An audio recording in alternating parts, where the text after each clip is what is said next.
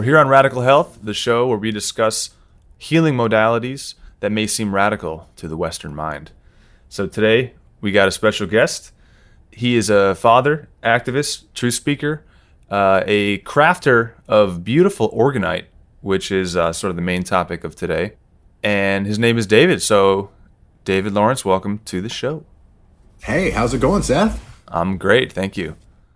Yeah, I'm glad to be here. Let's discuss Orgonite and anything else you'd like to delve into. I'm ready. Yeah, so your website is letsorganizeearth.com.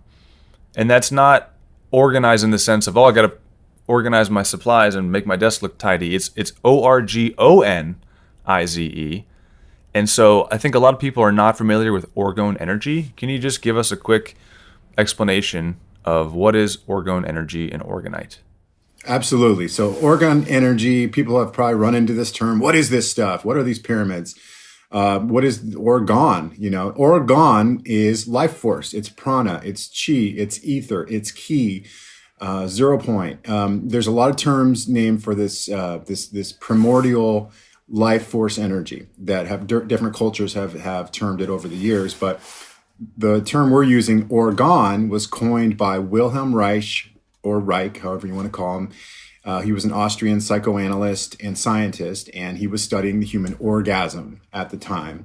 And long story short, I can get into bions, these little blue vesicles he saw under the microscope that preceded the atom. So it shows that life force precedes the actual creation of atoms. But he named Orgone after orgasm, basically, this life force energy that is produced during the orgasm, essentially, and is the basis for all. It's omnipresent. It's the basis for all life, basically.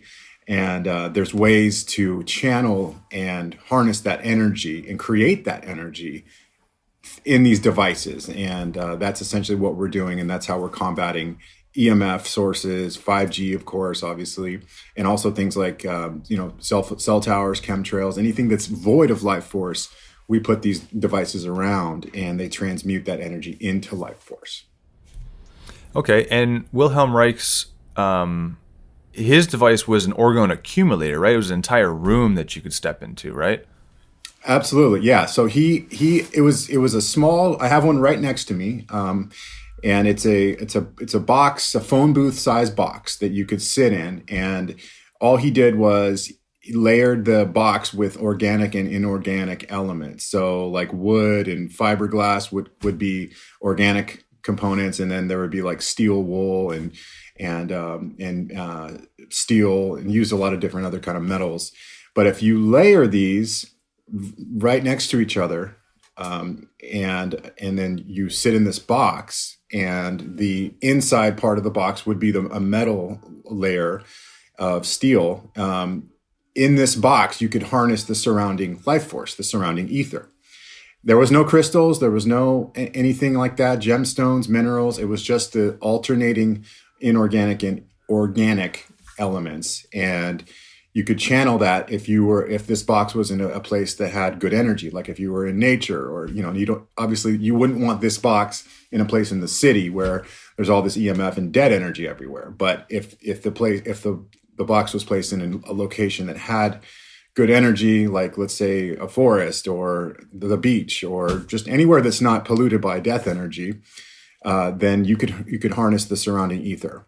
And the people would sit in these boxes for half an hour here and there each week, and a lot of them were cancer patients, and they reported feeling much better, and a lot of their symptoms being alleviated, and it became a thing. And he started distributing these, and the FDA cracked down on him because this was sort of like a free energy device, and it was healing people, and it was really helping people, and he didn't even want money for it. He just wanted to get it out to as many people as possible. It's kind of like Tesla. Like Tesla wanted free energy for the world. Very similar concepts, but the mainstream and the FDA and all the, the big money industries didn't like that because there was no money they could make from it, and they don't like free energy and technologies obviously being released. And so long story short is they burned his books. They threw him in jail. He died a week before he was going to get paroled, and they didn't want this information getting out. But some of his books did not get burned, and they were retranslated from German into English in the 80s. And some people started working using his concepts again. And Carl Hans Wells and Don and Carol Croft, a lot of these early sort of pioneers of the Orgonite movement of what we know today, started using his concepts of saying, well, if we have an orgone accumulator that's layering organic and inorganic components, and that can harness the ether, why don't we do that in like small muffin pan devices with resin and like epoxy resin and metal shavings? Same thing, right? 1-to-1, organic to inorganic. So that was the first Orgonite device that was created by Carl Hans Wells. It was just by pouring epoxy resin, adding a catalyzer, and then adding some metal filings to that. And then that was a small orgone accumulator that you could use as a device to bring around with you and purify dead energy, stagnant energy. But Dawn and Carol Croft came along, and she's an intuitive healer psychic type. And she said, well, this device, what if we add like a crystal and some gemstones to this? So it actually has a brain. I did a live feed with her where she explained to me how she had that intuitive concept. So in that sense, that's how the Orgonite that we make today, that I make today, and some others make it, obviously, that's how that came to be. It started with Wilhelm Reich, went to Carl Hans Wells, Don and Carol Croft added quartz and gemstones to give it a brain, meaning, quartz has loads of memory. Quartz is an oscillator. It stabilizes energy. It harmonizes. It balances energy. Quartz has so many amazing qualities. That's what she meant when she said adding a brain to it. So essentially what we're doing with Orgonite is we're accumulating the surrounding energy. And by putting in crystals and gemstones, we're harmonizing and transmuting the death energy and converting any dead energy. So the energy that's pulled in is converted, and then you could use things like copper coils and other stuff to route the energy out. And so these are essentially etheric energy purifiers. Think about it like an air filter in your home, how it brings the surrounding energy in, purifies it, and puts out clean air, right? That's what these are doing on the etheric level. That's beautiful. And I think a lot of people are skeptical of crystal energy. They think it's woo-woo or something, but they are all using a cell phone that has crystal technology. They probably would have in their radio crystal technology. So crystals do have very strong capabilities that I feel like we don't even really know the extent of how we can utilize them. So I think listeners just need to know that crystal energy is very real. By nature of the crystal being a perfect structure with a foundational resonance, right? A fundamental frequency that it resonates at. And then when that's under pressure, it can actually create a charge of voltage. So, and then you can amplify it with things like copper coils, right? A copper coil is in a microphone around a magnet, and when the diaphragm moves that copper coil around the magnet, it creates flux, it creates a charge. So all this technology is very legitimate. We're just using it in a new way that people might not understand. Do you have any pieces of your Orgonite around that you could just show? Yeah. Oh, yeah. I got to do a big batch today. I always have pieces laying around that are about to get shipped or need another layer. It's a constant flow here in the shop. But here are just a couple dream machines. So these are devices these are handheld devices that you can place under your bed. You can bring these on the road when you're traveling. Pack them in a shoe, in a suitcase. I always tell people, because when you're on the road traveling, you never know what kind of EMF sources you're going to come around. But these devices you place under your bed, you can place them near your plants. You can place them in the living room near your electronics. And they will, because the energy in your surrounding environment, again, think of an energy purifier like an air filter. When you're not affected by the EMF sources, your cells can communicate better. That's really all it comes down to is, you think of cell phone. When we're subjected to all the EMF, our cells can't communicate as easily as they should, and as they want to be communicating. So that will result in a lot of different symptoms like insomnia and nightmares and irritability, and it's hard to get a calming feeling. But when these devices are around, you can get into that deep sleep, and you can have lucid dreamscapes that are just amazing, and you feel rejuvenated, because when you're sleeping, you're really repairing. And that's what we need. We have a pretty hectic, chaotic world during the waking hours, emotionally, psychologically, and mentally, spiritually. And so if you can't get that repair time at night, you're not going to be functioning optimally during the day. These devices do really allow you to do that. And I've accumulated so many testimonials of people telling me that over the years. And then I've personally experienced that myself over the last 7 years making these devices.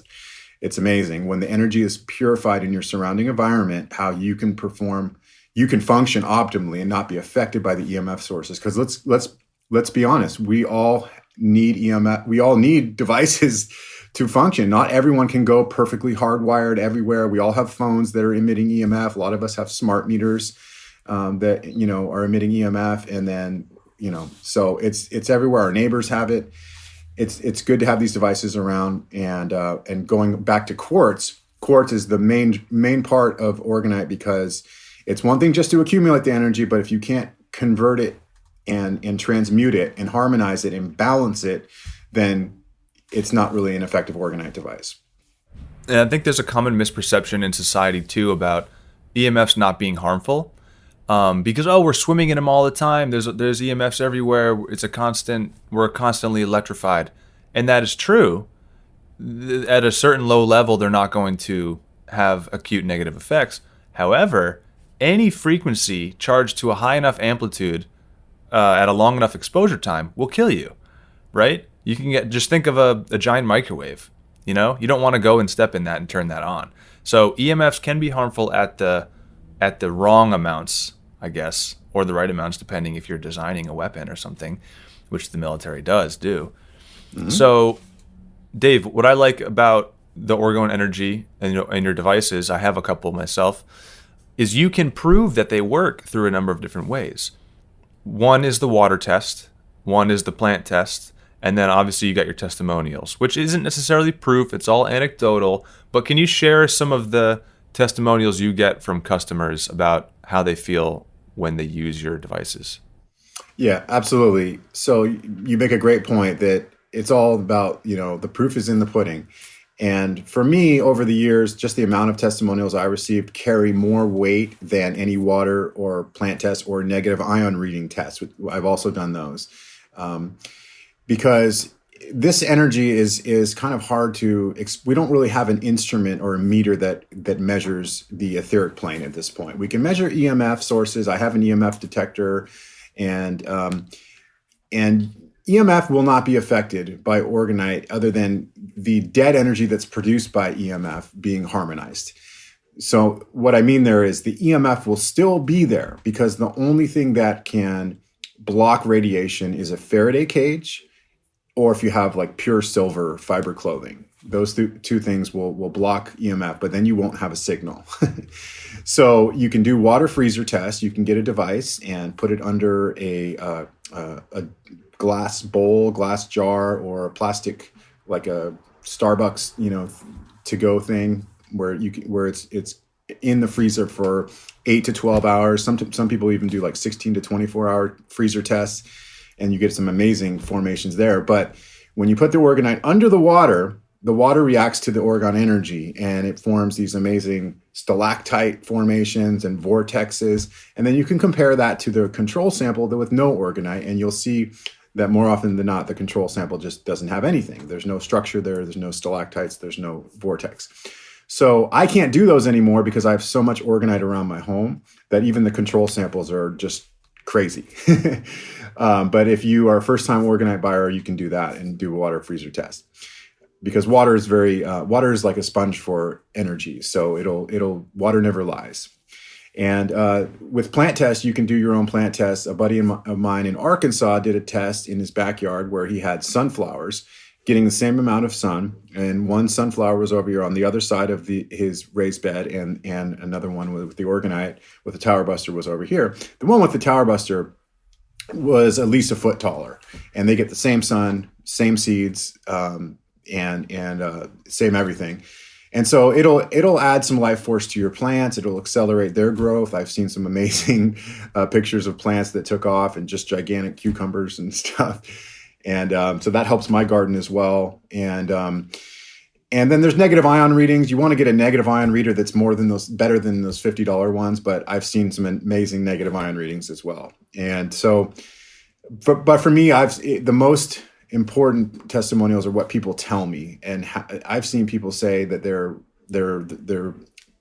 these devices sort of bring things to the surface for them, like it's making them face their demons and overcome addictions and purge toxic things from their lives. And they say it's ever since the Orgonite arrived, that it's just been like something has been different. The energy has been flipped in their homes, and I can't really quantify that. All I can say is I've experienced the same things. When I first started making these about 7 years back in 2014. So the proof is in the pudding. You have to be around these devices to really see what they do for your plants, how you sleep and feel. And I think there's so much wisdom in these crystals that once they activate through a piezoelectricity, that wisdom is released into the environment, and you're just kind of soaking up that. So I think they're consciousness activators as well. I really do. I think they help expand consciousness, and I don't have a way to prove that, but that's my opinion. Amazing. Can you explain the Russian one? It's one of your taller towers. It's much bigger than the handheld one you showed us. Can you explain the components in that and why that's so powerful? Yeah, the Russian pyramids, they have a 76-degree angle, and they're similar to Nubian style pyramids who have a 72-degree angle. And I like that angle. I like that style. I like the vortex that creates. And there's been amazing experiments done on Russian pyramids over the years. I think that his name is Alexander Golod. He's done a lot of he built these amazing fiberglass Russian pyramids, and people were just, they did a bunch of tests on these, and they were showing how the surrounding environment had changed for the better in like all these different ways. And the government tore them down. It was just crazy. So I like those the best. I think the Russian pyramids, they create the best sort of life force vortex, if you will. And what I put in those is a large neodymium sphere. So you want these to have magnetism, the iron filings and all the metals and stuff like that. There's Rochelle salt that I put in there that's highly piezoelectric, but you want a lot of conductivity and a lot of magnetism in these. And so I add a lot of metals. I add Ormus superconductors like monoatomic gold, and you want to get magnetism and superconductors that are really, really powerful in converting energy. And then you add quartz and a lot of different gemstones and tourmalines and shungite, and then Mobius coils around the large Lemurian quartz. So a Mobius coil is basically, you have electrical wires wrapped in opposing directions, and that is known to produce a scalar vacuum scalar field. And when you pulse that with a radionics current of usually 15 hertz, a subtle electrical current, you're stimulating the Orgone matrix, so it makes it a more potent device. And that's why I recommend the Russians with the radionics, the tensor rings, the large neodymium spheres. And I recommend those for the 5G protection, because the 5G is operating at a much higher frequency, and that frequency is said to be between 24 and 90. So there's normal Orgonite, which is potent if it has a lot of good elements in it, like I put in there. And then there's next level Orgonite, which is the radionics and tensor rings and the Russians. And so those are recommended for 5G just because it's higher frequencies, a little more dangerous frequencies. And so you said 30 to 90, that's gigahertz, right? Yeah, so 24 and 90. Okay. 24 and 90 gigahertz, right. 24 and 90, the current system, or I'm so used to saying current system, thinking we're still in 4G, but like 5G is everywhere now. Yeah. And in the previous system, which was 2G, 3G, 4G, was 2 to 6 gigahertz. So 2 to 6. And that was found to be carcinogenic and would break DNA at just 2.45 gigahertz, 2.45. So 5G at 24 to 90, what is that going to do long term for people, for animals, for plants, for everything? What is the significance of the 15 hertz You said it's a radionics pulse that you charge it with. Why 15 hertz?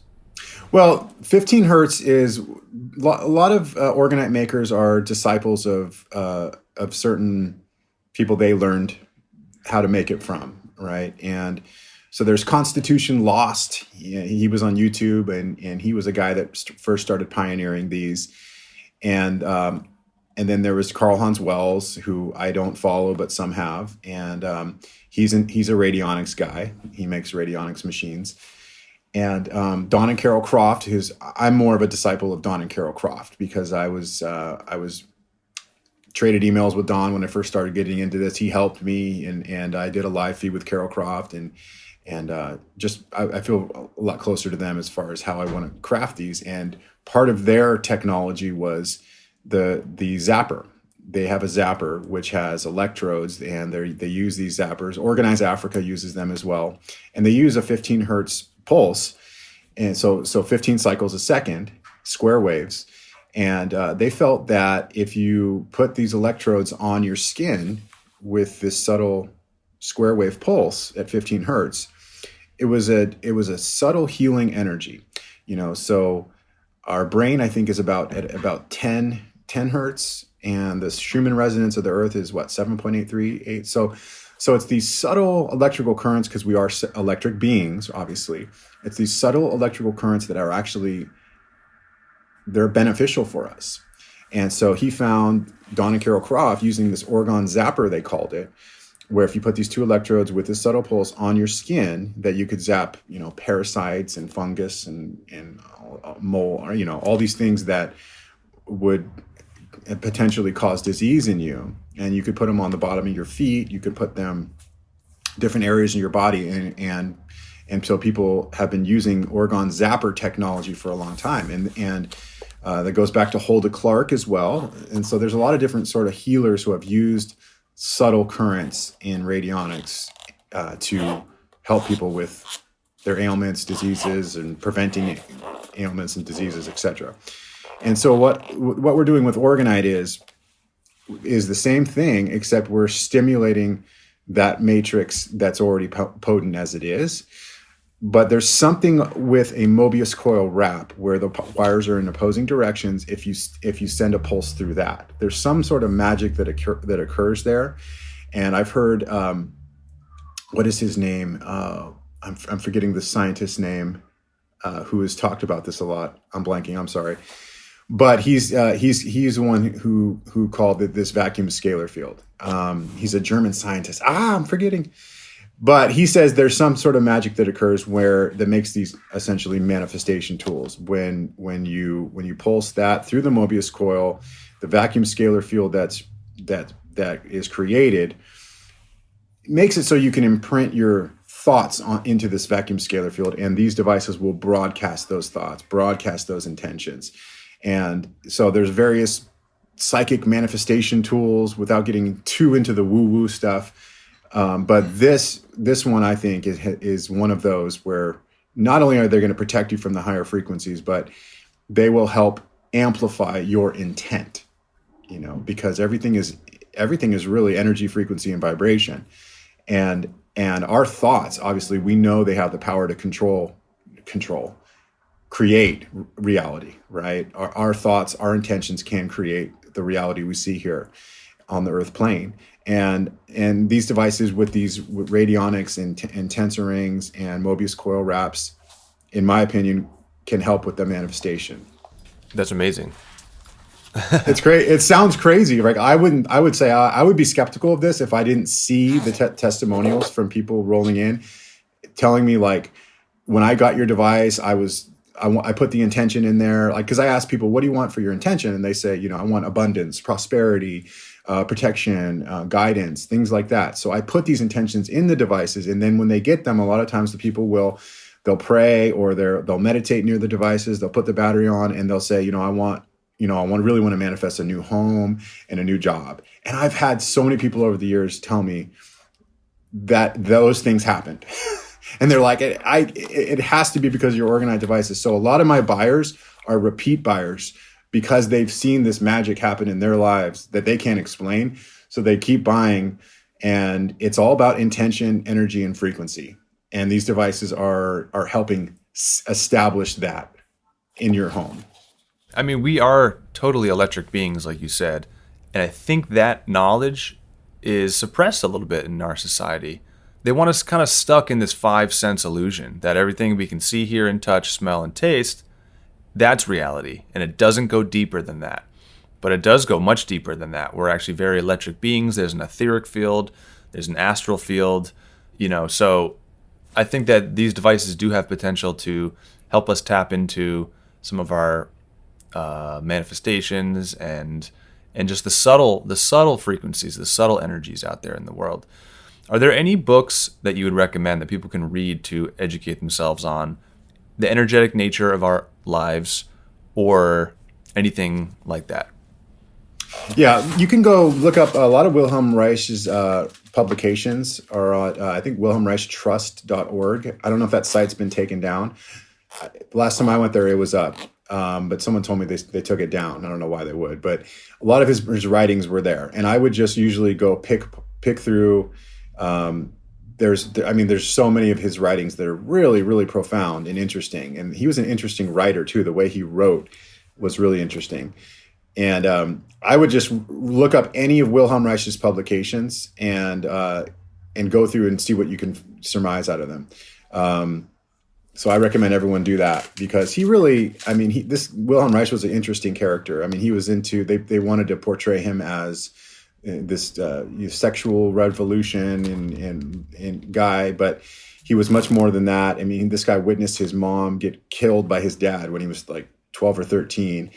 And he not only overcame that grief, but he really helped other people overcome their trauma. And he discovered that most disease is unhealed trauma, and that is there's no flow of the orgone in people because they have not healed their troubled past. They haven't healed their trauma, and so the orgone can't flow. And now we're seeing new things like German new medicine and epigenetics that are talking about that sort of same thing, that a lot of diseases is because of that.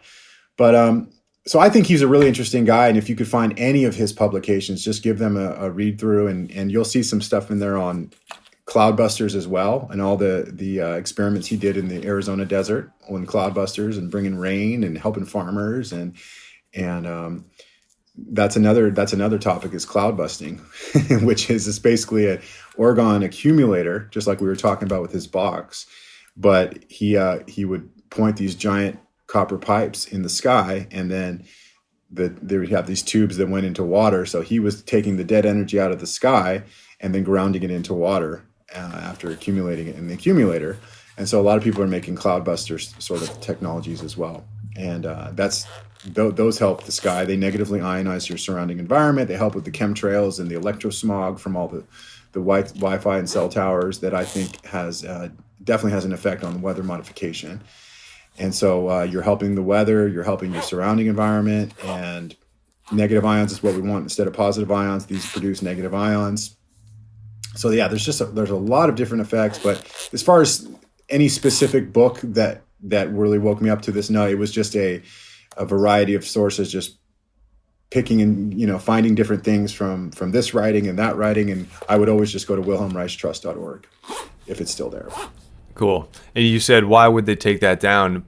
But to me, it seems whenever the establishment tries to suppress information, you know that information has something in it that's really valuable. And you were censored off Instagram. Can you tell us about that? You had a decent following, and then one day they took you down. Why was that, and when was that? Well, yeah, thanks for asking, Seth. And that was something that really troubled me because I had posted years on just the truth. Like, hey, I was doing rainwater tests showing what's in the chemtrails, doing all that's how I gained 60,000 followers and just activism and things like that. And then when it came last year, when the scamdemic happened, I really started digging into that and researching that. And I did a public records request and of my local health officer. And I asked if they isolated the virus properly by not putting it in essentially a stew of other toxic ingredients, but actually isolating it as the medical definition of isolate, set apart from everything else. Because that's the only way you can satisfy Koch's postulates to prove that a pathogen causes disease, is you isolate it, purify it, you infect someone who's healthy, and then that healthy person gets sick, and then you re-isolate it and you do it again. And then when you re-isolate it again, the person will have the same symptoms and the pathogen will be in the same form as it was previously when you previously isolated. So those are Koch's postulates. None of them have been satisfied. So that's how you would prove that you have a real pandemic, is that you isolate and purify a virus from a diseased, sick person. And so the public records request I got back from my county health officer, they said, we don't perform viral isolation, and no such paper exists. So I did it with my San Francisco county health officer. They said the same thing. And then all these Freedom of Information Acts from around the world say the same thing. They have not isolated and purified the virus, because viruses actually don't cause disease. They're not actually what we've been told they are through the germ theory indoctrination and propaganda that was funded by Rockefeller. So I probably wasn't smart, and I started doing live feeds and talking about this, that, hey, they haven't even isolated the virus. What's going on here? And at the same time, I was uncovering what's in a lot of these vaccine ingredients. And they just deleted me in February of this year. And then I created a new page. They deleted that. And then they deleted my backup page recently too. And so I was lucky to get that back. So now I just have my backup page, and I don't talk about vaccines. I don't talk about viruses. I don't talk about any of it. And so, yeah, I have a small following on my backup account now, and I don't talk about that. I just talk about that on my Telegram chat. Like you said, those Freedom of Information Acts, public health records requests are happening all around the world, and no government has been able to say, here's the science on viral contagion as it pertains to this new SARS virus that we're all looking at.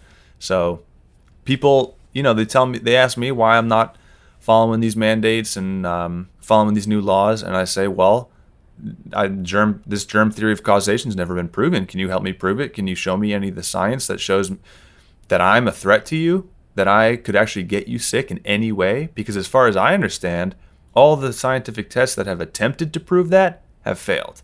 Yeah, that's one way you can do it, is ask questions, right?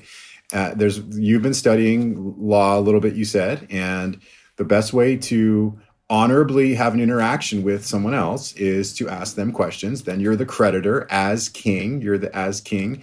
They owe you a response, and it's honorable. So can you show me the law that says I have to do this? Can you show me where they've isolated the virus actually as it's been properly isolated? So if you ask those questions and they don't give you a proper response, then you're not bound to follow any of the unlawful mandates. Right, because you haven't been, so that's all we're doing with these public records requests, and that's what we're doing with the notice of claim, affidavit of fact, private administrative process. Is we're saying, hey, you don't have a right to do this. I'd like you to send me the law, send me the proof that I'm asking for, and when you can't, then you're agreeing to my contract, and then we have an agreement. And everything in this realm is Roman civil law, so it's all contracts, right? So if you have a contract with someone, and they breach that contract when they had a duty to perform and not breach that contract, then you suffer damages from that. Then you actually have a legitimate claim. And if more people can really understand that process, man, this thing really would have no power over anyone, because people think that the courts are really corrupt. They're run by the bar associations, which they absolutely are. Freemasons and bar associations run our courts. And they are not courts of the people. They're not common law courts. And so you have to have a slam dunk perfect claim to get remedy in court. But there's other ways to get remedy. I'm learning through laws of equity.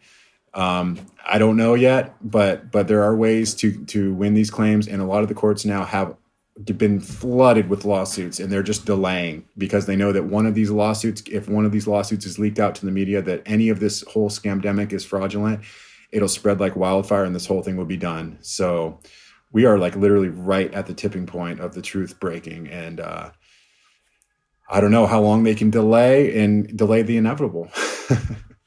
Yeah. All of this is based around the concept that people's health is at risk. And they're not addressing anything as far as how to actually create health in your body. They're not talking about diet. They're not talking about exercise. And if they are, it's the most minute mention with no real solutions. So I've taken it into my hands to practice health, and I know people are doing a very similar thing. And it's not like you're an unhealthy person who's actually spreading disease. You have a garden. You eat vegan, right? Right, correct. Let's talk about veganism, because when we talk about energy and energy healing, not only is animal flesh bad for you as the physical substance, is not as digestible as fruits and vegetables, but it actually has an energy to it, right? So if these animals are tortured, which they are in a factory farm, if you've never seen footage, go watch Earthlings or some documentary like that. How does that energy actually make it to the plate? And is that real? Like, can you talk about that a little bit? Yeah, absolutely. Despite all my activism, veganism is the closest thing to my heart. And it just happens to be the subject that most people are most touchy about and sensitive. So I try to be sensitive to not coming off as a militant vegan or a judgmental vegan or anything like that. I try to do it in a very honorable, if you will, way, where I'm showing you them that this is inherently unhealthy for you. This is not our species-specific diet. These animals are absolutely brutalized, just demonically treated like garbage. These sentient, gentle, sensitive, innocent beings, and that to me is just heartbreaking. But everything. Let's go back to Tesla, who was a vegetarian as well. Everything is energy. Everything is frequency. Everything is vibration. Now, even if these animals are treated well, and let's say that you're for the pasture-raised regenerative agriculture method, well, we don't have enough land on Earth for everyone to eat pasture-raised. Okay, we would need about 3 more planet Earths, because as it is now, 1/3 of the ice-free land on the planet is occupied by animal agriculture. Okay, so we just don't have enough space for everyone to do that. So that's one thing. But going back to the energy, even if the animal's treated well and then they're backstabbed and murdered and sent to slaughter, before slaughter, they know what's happening to them. They can smell the blood. They know they were just, the animals are smart enough. They might not have the higher consciousness levels, but even at that lower consciousness, they're intelligent enough to know when they're going to be killed. And when that happens, there is a cortisol release, okay? And there's also an adrenaline release, oxidized adrenaline. It's like adrenochrome light is released by their body. You cannot get away from this. All flesh will have cortisol and essentially adrenochrome, oxidized adrenaline, released and stored into that flesh.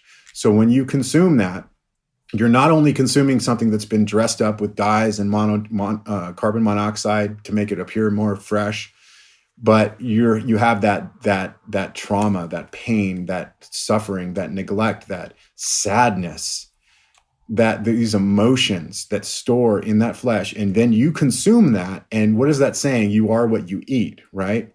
So you're not only consuming something that's dead and you're getting the nutrients secondhand, but you're consuming a lot of negative emotions of suffering and pain and trauma. And for a society that needs a lot of trauma healed and not more trauma, it really is just not conducive to your health to ingest that. And any true omnivore in the wild kills their prey, eats it raw, blood, guts, everything, right on the spot. We are the only species that claims to be an omnivore that doesn't do that, and that instead dresses it up with plants, cooks it, which creates more carcinogens, which are heterocyclic amines when you're barbecuing, and polycyclic aromatic hydrocarbons of the smoke. So you have carcinogenic, acid-forming, mucus-forming death that's filled with trauma and cortisol and oxidized adrenaline, and then you have, the cooking part, which indicates we're not true omnivores. So it's not really our species-specific diet. And the body is an amazing adapter. The body will adapt to eating flesh, even though it's not its species-specific diet. And the body is always adapting to try to remain in homeostasis. So a lot of people can eat flesh, and through generations, they think that that's what they're supposed to be doing. Their body adapts to eating it. But it doesn't mean that it's not taking off 10 years from their life. And it doesn't mean that it's not raising the risk of cancer and heart disease and type 2 diabetes. And it's not keeping them at a low vibration level consciously, where they're in their lower chakras, which is based on survival and carnal instincts. Whereas if you go up the higher chakras, where you're at the heart chakra and living through the heart and compassionate and using your heart intelligence, and then you get into the other chakras with your throat and your crown chakra, which is basically like the gateway to the spiritual world, the pineal gland. Once you get into those higher chakras, it's like you don't really want to be in that carnal survival mode where you're ingesting death and stuff like that. So everything is energy, everything is frequency, everything is vibration, and the death flesh of a murdered being is something that's going to keep your energy level low as far as the vibration of the food, and it's going to keep you in your lower chakras, and it's going to keep you ingesting trauma and pain and death and sadness and agony. And on top of all that, there's antibiotics and pesticides and just gnarly chemicals that these animals ingest because the living conditions are so bad that they get sick regularly and they need to take all these pharmaceuticals to suppress the symptoms. And you're eating those. So, yeah, we get all our energy from plants and the sun, and the air. But as far as ingesting food, it's plants all day, baby. What are you growing in your garden? What do you got right now? Yeah, I have, let's see. So we have a community garden, which I recommend everyone look into. If you're in the city, there's a lot of community gardens sprouting up, which is really cool thing to see. But there's an organic community garden that we have tomatoes, potatoes, green beans, peppers, squash. What do we have? We have leeks, onions. And then in this garden, we have figs, avocados, Brussels sprouts, broccoli, more peppers, more green beans, more potatoes. And then let's see what's in the back there. Blackberries and a couple more beans. Yeah, so just a lot of stuff that if we have to just survive on our garden, we will do our best to do that. Kale grows really good out here in California. I love kale. Yeah, so I mean, living on these, and obviously we do go to the supermarket and we get organic stuff, and there is a organic farm down the street who I support, but really just it's getting people out of the conditioning and the generational programming that you need flesh and secretions to survive, and it's just I constantly struggle with this, with smelling my neighbors' barbecues. My whole neighborhood, when we're outside walking, it just smells like cooking flesh, and that's just keeping people at a low level. It's more murdered animals. It's not helping them. It's not conducive to anything good. And people can thrive and survive by replacing the flesh with legumes, with mushrooms, all these varieties of legumes and mushrooms, and jackfruit. Jackfruit's another good one that has good texture if you like that meat texture. And these are incrementally healthier. And the crazy thing is, though, there are entire circles dedicated to carnivore lifestyles now. Like the Weston Price Foundation is one foundation that is heavily invested in animal agriculture. And they are constantly spouting off propaganda about how you need organ meat and all these things. And I'm seeing like holistic chiropractors and people that I follow on Instagram who I thought were more of the holistic plant-based people who are promoting that. And I'm just like, I would love to have a debate with you. I would love to, but every time I post on it, I don't hear a peep from any of them. I would love to debate any carnist who thinks they need these. And I would keep it civil and honorable too. Like, help me understand your position. And I'll help you understand mine, because I think a lot of times these get into heated debates and ego takes over, and then that just builds more division. And I don't want to do that, because I've been that guy before, arguing with carnists and calling them names. And I'm trying to take a more honorable approach in all of my dealings. It's insane that there's entire circles dedicated to trying to prove that we are supposed to be eating and living like our ancestors did. But our ancestors, they were always foraging and gathering, because that took less energy than hunting an animal. And these plants would be more abundant and easier to grow. And we had to do it at certain times in our history when we had probably no other food. And I'm sure that was allowed by the Creator, because that's not a violation of natural law when you're you're killing another being to support your survival. And that's the only option you have. That's really when carnism is immorally acceptable, is when you have no other options and you got to do it. And I have no doubt in my mind that that is not a sin. But if it's not the case, there is no doubt in my mind that it is a sin to murder an animal when you don't need to do it to survive. Because if you read the book of Enoch talks about the I think it's chapter 3, the Watchers. And the Watchers came down, this army of fallen angels, and they taught man how to do a bunch of things. And one of those was to sin against the animals. And that's exactly what we're doing now. And so if you are sinning against the animals and you're not doing it for pure survival, it's a violation of natural law, and you're not helping the morphogenic field of the earth, the etheric field of the earth, which is very karmically based. So the energy is going to bounce back to you once you give it off. So if we're murdering beings and we don't have to do it, there's no escaping that will come back to us karmically. And that's unfortunate. That is very unfortunate. I think it's mostly people's cultural conditioning that keeps them trapped in carnism. It's just decades of habit and culture that teaches us that we need animal flesh to survive. But there's so much information now that just proves we don't need animal flesh to survive. You look at the bodybuilder like Nimai Delgado. He's never eaten meat in his life. He wins these bodybuilding competitions and he's freaking vegan. And on top of that, how do cows get their muscle? They're massive. All they eat is grass. So plants can turn into protein. You don't need to eat overt protein to build your muscle. That's kind of a myth. Absolutely, yeah. But yeah, I mean, the whole thing is holistic health, right? Holistic health. This is a time to really gain more knowledge and understanding about self. You know, this comes down to knowledge of self, and this whole scamdemic has taught me so much more about that I didn't know about germ theory, and it's really about the terrain, how germ theory is a total hoax. And when it comes down to the terrain, it comes down to not only what you put in your body, but your breathing techniques, your hydration, what your water you're drinking, and if you are holding on to resentments and all these things that will really, sunlight. I mean, holistic health is a big picture, and the scamdemic has taught me a lot about that. But the big picture in this society at the moment, there is a lot of EMF, and that takes us back to Orgonite. And that's why I make these devices for a living.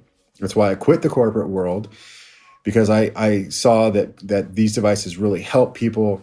Anyone can make them, but if you are going to make them, you really want to make them with a lot of components. You see a lot of like resin art out there that's just like a pyramid with a quartz and maybe a coil, and then it's just like glitter and all these resin. No, you need a lot of metals, a lot of conductors, a lot of superconductors, a lot of piezoelectricity. You need a lot of stuff in these to make them potent enough to where they're going to be effective in dealing with the higher frequencies that we're seeing from 5G. And that's why I feel like these are a big part of the holistic health equation, is that I don't think a lot of people even know about. I think a lot of people eat right and they're learning about breathing techniques and sunlight and unhealed trauma and all that, but they might just have a few crystals around the house. But I recommend getting radiation absorbing houseplants, oxygenating your home that way, getting a lot of orgonite, and you could put crystals to complement the orgonite, like black tourmaline and shungite and quartz, put those around the orgonite as well. But you need the orgonite to pull in the surrounding energy at a powerful level and then convert it out. You know, these are like self-functioning capacitors. They're transistors that are bringing energy in constantly and then vortexing it out. And they never stop working, so I think they're really valuable in this time. Absolutely. You mentioned radiation absorbing houseplants. What are some examples of those? Yeah, so I just have 5 offhand that I always tell people to get: spider plant, snake plant, stone lotus, cactus, and ivy. Those are good ones to have around the home, but there's others as well. You can just look up radiation absorbing houseplants, or just get your favorite houseplants, as long as you have a lot of oxygen. Cactuses are really great, though. Cactuses are great. And I recommend just putting them everywhere. The more plants, the better. And that's how I equate orgonite to plants. I tell people, a lot of people say, well, I want to buy something. I know I want to buy something. I looked over your website. I love everything I'm seeing. But what do I start with? What do I get? And so I tell people, well, the more the merrier with Orgonite, because if you, let's say you have a giant cactus in your home, a giant cactus, okay? That's going to be very helpful for absorbing radiation, okay? But imagine if you have that giant cactus and then a bunch of small cactuses gridded in each room, each part of the yard, then your place is going to be fortified. And for me, that's what I try to get people to do, is to fortify their home, guard the home space, and then get some tower busters and go to your local cell towers and bury them discreetly near the cell towers. Any other polluted areas, you can throw them at police stations or just wherever, lakes, streams. But the goal for the home is to get them fortified. So I offer combo packs where you get a main pyramid, which would be the cactus, let's say, and then a lot of other devices you can put in each room and around the yard. And that'll protect you from your neighbor's EMF, from the cell tower's EMF that are, bouncing signals, your smart meter, your Wi-Fi in your home.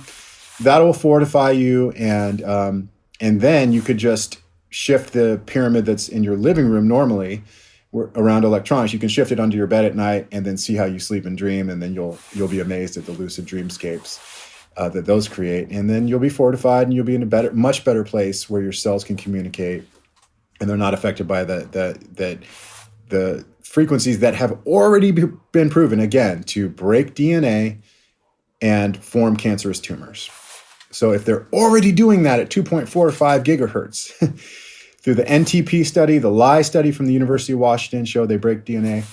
If they're already doing that, then what is the 5G frequencies going to do to us cumulatively if we don't have these protections in place? Absolutely. I mean, I'm hearing stories about building these new 5G towers on top of schools, elementary schools, middle schools, and then kids are getting sick. I heard a firsthand account of someone just experiencing insane heart palpitations when they came back to their apartment after traveling. And they said, what the hell's going on? They went up to the roof where they normally do yoga and stuff like that. Brand new cell tower, 10 feet above her bed. So yeah, this stuff does affect us, at the wrong levels, the wrong dosages. Not saying all electromagnetic frequencies are bad. That would not be true, because at low levels, they're fine. So yeah, if you can, protect yourselves, ladies and gentlemen. Like Dave said, it's a very holistic approach. Unresolved trauma is a huge one that you mentioned a couple times that I'd love to have someone on to talk about that, because that doesn't get enough attention, I don't think, in our society. Although more people are talking about go to therapy. It really helps. That's more accepted in this culture. It's less taboo, which is great. Maybe we can work towards EMF awareness being less taboo. And then one other thing you mentioned, that if all my friends know, I'm pretty into following weather modification, calling out the BS that I see in the sky, saying, hey, those aren't clouds because they came from an airplane, and that's not how the water cycle works. But that topic is still insanely taboo in this culture. People just say, oh, that's just pollution, or oh, that's just condensation. They would never do that. So give me a little bit on what the heck is going on in the sky, and what can we do about it? Yeah, so most of the clouds you see these days have been affected by weather modification. Okay, if you see big, puffy, cumulus popcorn clouds coasting through the sky and a clear blue sky behind them, you have a rare day where they're not doing weather mod in your area. But for the most part, weather modification happens every day, and it's been so normalized that because they've been doing it for so long that a lot of people are just used to it and they don't even question. And most people are not even looking at the sky anyways these days. The sky gazers and the sky watchers they're out there, but a lot of people are just glued to their phones these days. But when it comes to weather modification, you can go to weathermodificationhistory.com. Jim Lee has some comprehensive information there. And I think it's pretty factual. They've been trying to modify and control the weather for years, and they have essentially mastered it through HARP and NEXRAD and chemtrail spraying and a lot of the cell tower frequencies. I feel they are acting in concert with that as well. So they spray these nanoparticulates in the sky. These fake clouds form. These are artificially nucleated chemical trails, contrails, whatever you want to call them, but they are not water vapor. And they form these giant cloud formations, and they then use HARP and NextRad to essentially steer these clouds. And so you'll see the ripples in the clouds, you'll see the ripples in the sky. That's these frequencies that they're pulsing. And there's HARP stations all throughout the world now. So they're putting more and more HARP stations on, on boats in the middle of the ocean and this place and that place. And they want to make sure the entire plane of the earth is they have full control over the weather systems. And so that allows them to make a lot of money. And usually most things come down to money and control, right? So there's the Chicago Mercantile Exchange, the weather derivatives market on the Chicago Mercantile Exchange, where if you know that if there's going to be a drought in a certain place or a flood in a certain place, you can essentially hedge your bets with that and make a lot of money. And they're blaming everything on climate change, but climate change is climate engineering. So that's another big hoax. The climate change is just from people driving cars and whatever, using, I don't know, fossil fuels, quote unquote. But climate geoengineering, solar geoengineering, is when you have all these fake clouds blocking out the sun, and so they want to do that for a myriad of reasons, to decrease our vitamin D intake, they want flooding and extreme weather in certain areas for whatever reason, to punish certain governments or cause chaos that they can then create order out of. So they have a variety of agendas, but the Rothschilds own the weather company, the Weather Channel. They controlled meteorologists, what they say. So meteorologists will never speak out about chemtrails or weather modification. And so cloudy days on your Weather Channel app will usually be chemtrail clouds. And it's just all for control, and it's all for monetary gain, and creating order out of chaos in certain areas. So those toxins do get into, a lot of them are alkaline earth metals, and so they do toxify our soil. And so that's why organic growing of your produce is very important. But it's still going to have the chemtrail fallout. So just wash it clean. You wash it with like lemon, orange extracts. I use Oro Liquid Gold as well. So there are remedies, but we're being sprayed. There's no doubt about it, and they are controlling the weather. And I'm just happy when we're getting some rain. I don't know why we're getting rain right now, because usually around this time of year there's a lot of fires out here, and so I don't know what's happening. I'm just every day I pray for rain and that we can get through these weather weapons. It's weather warfare, It is, absolutely. And if you haven't read Controlling the Weather in 2025, what's called Weather as a Force Multiplier, it's a government document, that's something everybody needs to read. And so, last question, what can we do about it besides just being aware of where we get our food and being aware this is happening? What can we do? Well, as far as combating their weather modification efforts, I don't know what we can do, because the EPA is not doing their job, the Environmental Protection Agency. They're just another compromised alphabet agency. So I've thought about sending affidavits to the head of the EPA saying, hey, here's all my rainwater samples, and why aren't you guys doing anything about this? And if you don't do anything about it, then I'm filing a claim for $30 million against you for damaging my property, my offspring's property, which is our health, our rights, etc. I don't know what we can do as far as filing a claim against anyone, because it's like, all I know is prayer is big for me. Prayer is big for me. And I don't know if that works for other people, but it works for me. And you want to get devices around you to protect yourself and get negative ionization. So the Orgonite, in my opinion, will definitely help, not only with the EMF, but with the chemtrail fallout and the fake clouds above you. I've seen some amazing transformations in the clouds when putting out chembusters, and after gifting cell towers, and then all of a sudden, wow, there's popcorn cumulus, So I think people can what I would say to people is, if you are a professional in the private administrative process and you've won claims before, send affidavits to the EPA after you take rainwater sample tests and say, hey, this is what's in my rain.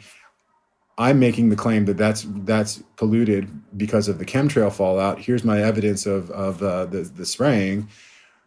Can you please remedy this for me? What are you going to do for me? And why aren't you doing your job? So you can do that. I haven't done that, so I don't know if it'll work. But I would pray. This whole thing is a spiritual battle. And so I would get into prayer and meditation, whatever one works better for you, because I think those are powerful forces to ask to protect yourself with the full armor of God and just divine intervention, if you will. That works for me, but also getting a lot of Orgonite. I have a 60-pound chembuster in my backyard, a 60-pound chembuster in my front yard, actually 2 in my backyard. And getting a lot of Orgonite gridded around cell towers in your community. So if everyone can get basic tower busters, I make them at the shop. I sell them for as low as like $10. Go on a Sunday, go drive around and look for cell towers and bring like a bucket of these tower busters and just get out, act like you're on the phone, and go bury it discreetly near the cell tower, or just throw it near a cell tower. That will really help. If everyone did that on a 3-mile radius of near your home, of just the closest cell towers, just putting Orgonite near the cell towers, that will greatly help, because it's the cell towers that, in my opinion, they help through positive ionization and dirty electricity. They help those chemtrails stick, and they aid their weather modification programs, is the cell towers. So if you can essentially disarm the cell towers, transmute that by gifting cell towers, that's huge. So long story short, my answer would be prayer, making a claim towards the EPA, gifting cell towers, and fortifying your property with potent chembusters. Those are 4 things I would do. Cool. That's a pretty comprehensive approach. I like it. Yeah, and they all include different aspects. One is legal, one is spiritual, one is etheric. Energy-wise. So cool. So anything you want to direct listeners to? You got your website. Your Instagram is Truth is the Golden Rule as well, right? Right. Yeah, I think it's Truth, either underscore or dot. Truth is the Golden Rule, and that's my backup account. I'm starting to grow it, and I guess that'll be my main account now. But yeah, I'm on Telegram. If you're interested in anything that I've discussed, and you want to maybe learn a bit more about the scamdemic or whatever. The Telegram chat is also Truth is the Golden Rule. Just no hyphens or space, just spaces. Truth is the Golden Rule. So I'm able to share that stuff. My website, letsorganizeearth.com, has a bunch of comprehensive studies on 5G and EMF. So there's studies in there that will, if you're not convinced that ionizing radiation or non-ionizing radiation is harmful, go look at the studies. The NTP report, the Bioinitiative report. I mean, there's a 1977 study on millimeter waves. I have all the studies in there, very comprehensive, to prove that EMF is damaging. And then also when it comes to Orgonite, a lot of rainwater tests and water freezer tests and testimonials and a lot of stuff there on Orgone Energy. So yeah, there's my Instagram, there's my site, my Telegram, and I'm happy to go on again and discuss anytime. Yeah, very, very interesting approaches to health. This is not the usual. We talked about food, but energy is just so huge because we're energetic beings. Our heart, our nerves, our nervous system is just constant electricity. So I'm looking forward to learning more about this myself. Absolutely. Yeah, there's always more to learn, and I recommend people become autodidactic. It's just self-learning, I recommend, and that's why you see so many distractions of there's this and that and sports and gambling and all these things to take us away from self-teaching ourselves the truth of our reality. And that reality is that everything comes down to energy, frequency, and vibration, just like Tesla said. So having the life force around you, having your cells being around life force from the biophotons from the food, that's in my opinion, is going to, is the answer is that holistic health, looking at it that way through a holistic perspective. Amazing. And on that note, we'll wrap it up. Thank you. Okay. Thanks, Seth.